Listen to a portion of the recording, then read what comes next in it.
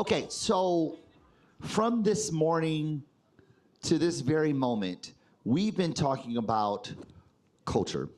With DMC, we talked about where culture has been. With all the other panels, we talked about where culture is. This last panel is a look into the future of where culture is going. And if we think about culture as a governing operating system of humanity, system of conventions and expectations that demarcate who we are and govern what people like us do, I would love to talk about where's culture going next. Hey y'all, hey y'all, hey y'all, hey y'all. You wanna come join us? Come on, there we go, there we go, there we go. Rude, just rude. So where is culture going? And I think that like to get us started, Army, I'd like to start with you, considering the work you do with trend hunters, like thinking about the future, where are we going? Yeah, so I'm gonna start us off with a reaction to AI. I know, boo, throw your tomatoes. In conversations about culture, I know we've already had a panel about it.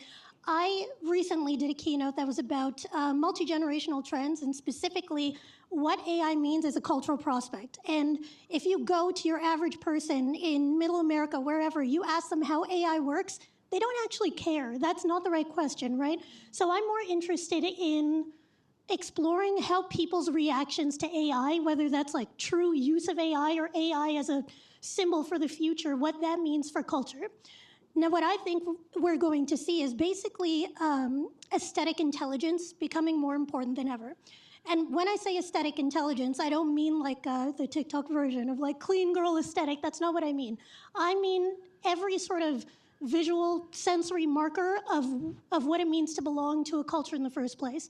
So I think that as generative AI is being used to generate language and sort of, we give it these prompts and, you know, you see slang and in bad places, poorly used. I think your earlier example was the Sour Patch Kids thing when Taylor Swift got engaged. I'm not saying I think that that was generated with AI, but what I am saying is nowadays when someone sees a poorly written song or ad copy that sounds a little too slangy, the insult is, did AI write this, right? So I think that this idea of aesthetic intelligence will become more important because people are better at sort of doing that sniff test. So being able to make it clear that you understand this thing from like a holistic perspective, you know, at every sort of aesthetic marker working together in harmony to show that you belong to the culture, I think that's what's going to be important moving forward. So sort of this sort of skepticism that we'll have, constantly looking at a thing to say, does it pass the sniff test? Yes. Does it have all the intimacy, all the texture that makes a thing real? Which I think is probably a challenge for marketers who are just starting to really fight the fight of like, people see a thing and they go, it's an ad, but it's what we call sponsored content, right? Like Kraig, from the work that you're doing, does this seem to be kind of adding up this idea of having close proximity and your ability to be in proximate to it be a differentiator in the world that's coming for us next? Let me, sitting in a room of luminaries, we've seen a lot of luminary things today. I think one of the things that helps with that is when you see the authenticity and the entire organization buying into it, people trust it more, right? So one of the ones that I really liked was the H&R Block example, right? It wasn't AI generated or anything like that, but it wasn't just marketing. The whole company was involved, right? From the CEO to the CMO, the chief people officer, to the legal team, all rallying behind one thing, made it authentic. And that skepticism about authenticity, in my mind, it is one of the hardest things for marketing organizations to do, is to be the brand stewards who have influence, but not control. Now, what I love about this framing is that the skepticism is about the people, not about the technology. Like, we're not like, with AI, you could do this, now you could do that. It's like, no, no, no, no. This is about understanding the cognitive state in which we're finding society. So let's talk about how we get there. If that's where we're going, talk about how we get there. One would argue that culture is being constructed and negotiated at its highest fidelity possible on platforms like TikTok. Right, TikTok is a place where people are deciding language, 6, 7, all the things are happening in these spaces. Erica, what are you seeing as a platform, the engagement that are happening among people and the brands that are able to find intimacy among them. I missed the last part of the engagement. Say the last part of So your the question. engagement that's happening among people, considering the skepticism that we're going to be leading to, and what are the difference between the brands that are able to signal their intimacy, their proximity to the things that matter, Right. the sort of textures of culture, and the ones that continue to play themselves. I think first and foremost are the brands that are focused on the communities that are aligned with, with the brand's values, but also understanding like the brands that aren't on the platform trying to put stuff out to every single person. TikTok is a community or a platform that is made up of a variety of communities and subcultures. And each one of these subcultures goes very deep. And because of the technology and the algorithm, any one of them one day could be the one that you all are talking about. And all day long, these people who are in these communities are using the same vernacular over and over again. And next Tuesday, you might be using it too, and you don't even realize it, right? So when a brand understands that, you know what, these are the communities I need to go deep in order to grow versus these are the communities, like I want to put something on the platform for everybody, those are the ones that win. Those are the ones that build advocacy, right? And those are the ones that are able to expand beyond just that one community. So I would say first and foremost, it really is about understanding who the brand is and then understanding who are the audiences that are best aligned for the depth of your messaging and your audience. And I think that as an outsider looking in, it seems like the brands that do best on platforms like TikTok aren't like CPG, QSR brands. They're creators, right? They're the folks that you work with, Alice. Somehow or another, they understand this more intuitively than marketers do, who have learned the 4 Ps, Forters, Pride, Forces, like all the things that we've been sort of trained to do as marketers. These folks seem to be able to get it intuitively. Why is that? I would say high level, starting with COVID, something that we really noticed was the locus of culture and where culture got created, where it got moved, and kind of the origin point of it moved onto the internet. I would just say full stop. I think that happened with COVID. We're starting to see it more and more now with like major cultural trends kind of having that starting point on the internet. Like, I don't know, like K-pop Demon Hunters, that's like the #1 film in the world, broke Billboard like top song as well. K-pop community has been alive and well, deeply fanatical on the internet for a while. And so high level, because that is where the cultural engagement and creation is happening, it's on the internet, it's with subcultures. What we've found is that the people who are the best at cracking that are often so intimately close to the subculture. Like, it's like we like to say at Mad Realities, we're like a TV network for the TikTok generation. We make shows that launch on the internet. We are making IP that is like for and by the community, because we are a part of those parts of the algorithm. Like, we're literally designing it for ourselves. And I think that's part of why they outperform so much, with our shows getting 1 billion views in the last year, totally organic, no paid ads. And one of our shows has like a 20% engagement rate on TikTok. These are insane numbers, and they really go back to that authenticity and that genuine human connection and understanding of our audience. Hey, Army, we're not saying anything new here, right? Like, I feel like, if I were out there, I'd be like, yeah, sure, no doubt, like, absolutely. But yet this becomes such a cumbersome thing for marketers to really conquer. Considering the work you do and all the insights you're able to comb through and pull out meaning around, why do we still struggle with this? If I knew the answer to that. Geez. I truly don't have a succinct answer to that, but what I think we could all get better at is understanding what the evolution of a trend looks like and why trends evolve in the first place. Like, I'm a why person, not a what person. And so, I think and I talked about this when we first met, all of us here, I've been thinking a lot about the kind of transition from fad to trend to culture and what that looks like. And one of the frameworks that we have at Trend Hunter that I actually think we're not utilizing enough is 6 patterns of opportunity. They outline these patterns of how trends could evolve over time. And so much of that I heard throughout today, it's just not the same language that we use, that we developed at Trend Hunter. So DMC, for example, right? Talking about basically layering these different trends and kind of repurposing, and how an Adidas shoe looked different for Beastie Boys than it did for Run DMC. And that's convergence and that's divergence. And I know there are other terminologies for this, and I know that we all know them because we're professionals in this space. But when you take it off the page and off the screen and you apply it to actual people, which is also something that we talked about when we talked earlier, I think that's where it gets a little complicated for us.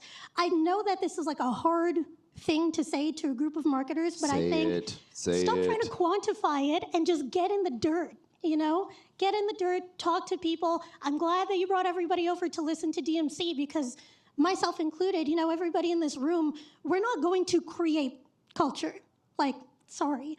We're going to listen to the people who create culture, like DMC, and we're going to find a way to be their megaphone. And I think that when we get comfortable with that position, and we start gaining that better understanding of what that evolution looks like by actually, you know, like I said, getting in the dirt, then we'll solve for that. So I love this. And I think that, like, you know, this idea of like quantifying the qualitative. Yeah. It's something that we find ourselves doing. A lot of us went to business school, so if you can't count it, it doesn't count, which is ridiculous. But oftentimes we try to quantify it in an effort to mitigate risk.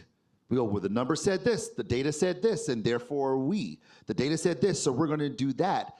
And if we go back to DMC for a moment, it's a lack of confidence. And when I think about the lack of confidence, I immediately think about when people say, it's the algorithm, dog, the algorithm. I wish I could, but the algorithm. Their ideas are really good, but we didn't hack the algorithm. The algorithm didn't get us in. Erica, you are the keeper of knowledge when it comes to TikTok. What aren't we getting with the algorithm? Are we giving the algorithm too much credit? Are we lionizing the algorithm, and it's really an issue with us engaging in a meaningful way? Yes. No, I mean, look, Say more. I loved what you just said. I think, you know, to me, to the earlier question and to this one, the challenge, and you said it earlier, to me it's almost 3 C's. I like when we figure it out. So it's the confidence, right? Yep. It's also the confusion, right? I think too many brands are confusing culture with trends. Yep. And so you're trying to jump on the next trend when you should be taking the time to invest in the culture. Because the trend is like this, and you're gonna miss it. And you know your company is way too big to move like this, right? So you're constantly behind, right? I said, wait, confidence, confusion, yep, and control, right? So ultimately, 4th C, you have all these creators that understand the communities, 5th C, and they're going deep into it. And so why not hire a creator or work with a creator collaboratively and let go? Let those creators do what they do because they understand. And if you get the right one, they're gonna do so much more for your brand than you could do if you just look at the algorithm and the data and the frameworks and the, you know, P's. You C's. Thank you. Alice, jump in there. I know Alice is I'm ready. itching. Jump in here. Jump in here. From our perspective, I think marketers more starting to get it, and it's this like overarching trend of marketers really figuring out how to harness and like scale a campaign on the internet for massive reach. What we found, so like this year, our partners included DoorDash, Spotify, Mrs. Mayer's, like Disney, Neon, the list goes on and on across different verticals integrating into our shows. Marketers are there, but to your point, I think part of it is even strategic, where it's just like the corporate planning cycle. It takes a couple reps to figure out what is actually working, what type of spend is driving the ROI that marketers are looking for, like driving that bottom line conversion to sales or brand awareness. And so it's just taken a couple of years. And every planning cycle, there's this like really sharp shift in how people are leaning in. But yes, the internet moves really, really, really fast. Like I almost want to say there's not that much time between now and when like cable TV spend, any ad spend there is just like basically gonna be not super useful. So it's gotta happen really fast in the next couple years. I think that's the other thing. Like the internet moves at a speed that isn't actually compatible with like the corporate planning cycle. That's like the actual issue. Like culture moves at the speed of the internet now, and that changes literally every month, which is crazy. So Kraig, you're a strategist. I'm a strategist too. When I hear Alice talk, my brain is like breaking. It's like, what do you mean? This fast, this iterative, what do you mean? Like, how do you plan strategy when the ground is constantly moving? How do you navigate this? And how do you navigate this for your clients? I'll give one answer to that, and then I wanted to offer something that might be a little bit controversial and thought-provoking. I'm here for all the smoke, all of it. The only way you can even remotely keep up with it is if you are always in the market, constantly measuring, monitoring, literally every single day, right? And that if you look at the way a lot of us historically have measured brand or measured trends or something, it's so slow, right? We're in there once a quarter. We might do an annual brand review. By the time you do your annual brand review, everything you just decided is already history. That's right, yeah. So you have to be much more adaptable, right? As a brand strategist, to be in there constantly looking at your brand. The controversial point that I wanted to offer was, I think working with creators is amazing, and we've seen some great examples of it. One of the things I don't think we've done a great job is learning from creators. Creators are some of the best marketers, probably better than a lot of us that have been marketing a long time. They don't target, right? We think of target audiences. They find their cultural community with whom they're going to resonate, and they take off from there. And so I would say, rather than just working with creators, how about we learn from why they're so damn successful to begin with? I love that. I love that too. And sometimes even they don't find their community always. Sometimes their community finds them. Yes. Yeah. Which is even like, I love watching that happen.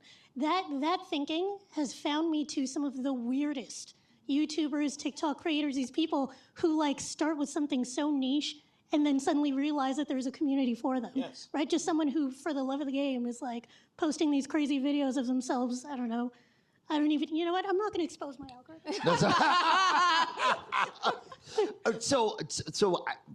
In my view, Armie, you started off kind of painting a very vivid picture of the future, right? That we're going to have a much more savvy populace that are going to be much more incredulous. And therefore, when they see things, they're going to be much more skeptical. And therefore, when we engage in their culture, not as cosplay, but engage in their lives in a meaningful way, it has to be much, much, much more real. And we've identified where we had hiccups, we identified where there are opportunities. So in the last couple minutes we have here, I would love to hear from each one of you, if you would, give me a from to. So you have a captive audience here, people who thugged it out with us the whole day. Love you guys. Give them a from to, that considering where we're going in the future, that landscape that we've laid out, where do we have to go? From here, where we are today, to what? From, maybe to Kraig's point, from leveraging creators for their voice to learning from creators because of their ability to find community. You can't take that one though, Kraig. So everyone from to. Armie, start us off. Yeah, so I'm going to say, so to your point, Erica, of how you can't latch onto trends anymore because they'll be gone in like a week, right? I would say let's go from co-opting fads and trends in that moment to expanding our view of what those fads and trends actually mean. So I'll take, for example, Labubu's. Any Labubu lovers in the house? No? It's okay. No judgments, No no judgment. judgments. And actually, the judgment is part of what I'm about to say. So I started with the aesthetic intelligence, right? So Labubu's, does anybody not know what a Labubu is? Okay, Labubus are these, they're these little collectibles. You've probably seen them around. I was sitting next to somebody earlier today, and I was like, I love your baby. And she was like, oh my God, thank you. So they're these little collectibles. They look like little bunny rabbits with like fangs. They're a little ridiculous. They were really popular, I think, in Japan. And I don't know what happened, man. Like, it was like one day somebody, probably a celebrity, posted a picture with a little Labubu hooked onto their bag. They're like Beanie Babies, but for grown-ups, right? I'm like specifically talking to you, sorry. Now, I think that it's very tempting to look at the popularity of a Labubu and say, okay, we need to get into adult collectibles. We have to do that. That's what we're going to do, right? Or maybe it's, okay, let's develop something that looks at the sort of aesthetic of cuteness now being accepted among adults in North America, which was something that was always A-okay in, East Asia, but not something that we were doing here. And maybe that's the aesthetic intelligence I'm talking about. Instead of zooming in, I think we need to zoom out, and then we'll find things that are more friendly to, the planning, the amount of time it takes to plan. We'll find trends that are actually more cultural movements that are longer lasting. Personally, I'm more of a Sunny Angel girl myself, but I've never shied away from, this idea that this one item, this one fad, this one trend can mean something so much larger, even if looking at it makes me cringe, because it's way past that point of its peak and it's into oversaturation. What comes next? This is what I mean when I say think about how trends evolve, and I think that's how we get to the two. I love it. Erica, talk to us. I think that when I say I think we're moving in the right direction, Okay. right? So I think love we your need optimism. to. Yes, yeah. I feel like I was a little harsh on y'all a little earlier, so I want to smooth that out. But no, I think we're moving in the right direction. I think it's almost like going from a very tactical, siloed approach to marketing. Like, here's the toolkit. Here, I saw your eyes roll, But here's the toolkit. Here's the way that we approach it. And I think that it's really moving more toward, like, I work for a platform. Somebody at my office on a panel 2 days ago said, you have to remember when it comes to culture, people make culture, platforms amplify it.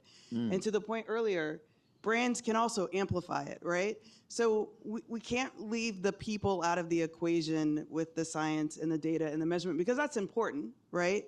But we've got to remember, we've got to move from this kind of siloed, we're only approaching it from this way, or we're only doing it this way, or we're only looking at the numbers. And we've got to move to a more human side of technology or human side of metrics, and keep that, the qual needs to be there with the quant. Yeah. And I think when we understand and value the qual as much as we value the quant, I think that we're going to find ourselves in a very different place when it comes to marketing and impact. And brands have been doing it, right? From the days of DMC, these subcultures have been finding communities, and brands tapping into in the right way. That's right. Have been doing it. And so now it's just on a larger scale with more opportunities because it's on a larger scale. And it's just being very thoughtful and again, remembering the human side of all that we do. Amen. Alice. Mine is that I think we're going to move from just virality to virality and culture that are combined together at scale. And if you think about it, what is there, like 1 trillion views on the internet every single day? Not all views are made the same. Not all views move consumer behavior, desire, values. Like, not all views are a part of our societal mean making the same way. Yeah. And so what I think we're gonna start to see is that our TikTok feeds, what we see on the internet, is going to start to develop that meaning, because it is higher fidelity, it's better funded, it's better understood. Like, creators are getting better resourced by companies like ours, where we actually provide a whole production and premium support around creating new formats and IP. And because of that, we're gonna see this accelerant of how the internet impacts culture. For example, we have a show called Shop Cats, which is finding the best bodega cat in New York. And that's gone really viral. It's gotten over 150 million views organic in just a year. But beyond that, even at a culture moving level, it's featured in the New York Times. We're about to be on The Daily Show. sorry, The Daily Show. Oh my God. Something The like- Today okay. Show. Different That's things. cool too, though. And so I think you're just going to start seeing all the worlds merging. There's not going to be a difference between social media and Hollywood and like fashion culture and PR. All of these things are starting to merge into one attention ecosystem. And so it's going to be more and more important to discover and build enduring franchises, IP, culture on the internet for Well said. everyone. Yeah, totally. Kraig, take us home. I will be very, very quick. Yeah. I think that a lot of what we heard today was understanding culture for us too, and I think you used the words tap into culture. Great. I think there's a different lens, which is allowing your understanding of culture to redefine who you are as a brand. Rather than trying to go at culture, let culture come to you and help you reimagine who your brand actually could be. Yeah, tapping into culture is It sounds exploitative very by directional. nature. It's like you tap into a tree, Yeah. you take the sap out of it. It's exploitative, right? The idea is to contribute to culture. Correct. Right? In such a way that you all find each other. You know, And there's I a will just say saying- real quickly, Oh, yeah, please go. that the things that we're all talking about now, and I'll give a plug for Dr. Collins, are going to be coming out on the Brand Builders Playbook podcast, which he is one of our first hosts. Very, very kind. I was actually going to say that. So you got me there. So, there's a saying that they say that the future is already here. It's just not democratized. And a lot of what we see in this landscape that we've painted out here is kind of already happening. It's just we aren't all the way fully there. And this day has been full of these kind of conversations to help us get there. But to Kraig's point, we're not there just yet. But there are more conversations to be had. So in fact, there is a podcast. There's some of this discourse is happening. And I think if we have the trailer for it, can we play it? If we have it in the back, my AB friends? My man was like, no, we don't actually. Yeah? You have three choices as a marketeer. You love it, leave it, or you change it. In today's world, CMOs are under pressure like never before, expected to do more with less, prove impact, and move at the speed of change. I'm Ryan Barker, CEO of BERA.ai. And I'm Jim Stengel, the former Global Marketing Officer of Procter & Gamble. Welcome to the Brand Builders Playbook, an 8-part series that cuts through the noise and explores what actually works in modern brand building. We're talking to the marketing leaders behind some of the world's most iconic brands, unpacking how they're driving growth, adapting to disruption, and rewriting the rules in a data-driven, AI-powered world. You find something important to you that's differentiating, that's resonating, brand it. You'll also hear insights from guest co-hosts like Kate Lamberton from the Wharton School of Pennsylvania and Lindsay Waking from Nonfiction Research as we explore what it takes to build a brand that lasts and performs. If you think about the most relevant brands right now, the brands that are out there are the ones that are creating content experiences. Anybody who is not a marketer has a very strong opinion of how to run marketing. We have to make sure that the board understands why what we are doing makes sense. If you're tired of vague advice and want real strategies for building resilient, revenue-driving brands, this is your playbook. I could have the best marketing in the world. If you don't feel it as a customer when you call, or the way you see us show up in the community, no marketing that I do is going to matter. Relevance. Is this brand for me? And when it becomes for me, it's not about the value propositions and functionality of the product alone. It's about congruence with my identity. Subscribe to the Brand Builders Playbook on YouTube and wherever you get your podcasts. New episodes drop each Tuesday. Yeah, I love talking about this stuff. Pretty good. Army, Erica, Alice, Kraig, thank you so very much. And thank you all for being with us. I think the future is going to be bright. I feel optimistic. Maybe not in this country, but in general, I do. So with that, thank you so much. And we'll pass it off to Jonathan to close us out for the day. Thank you.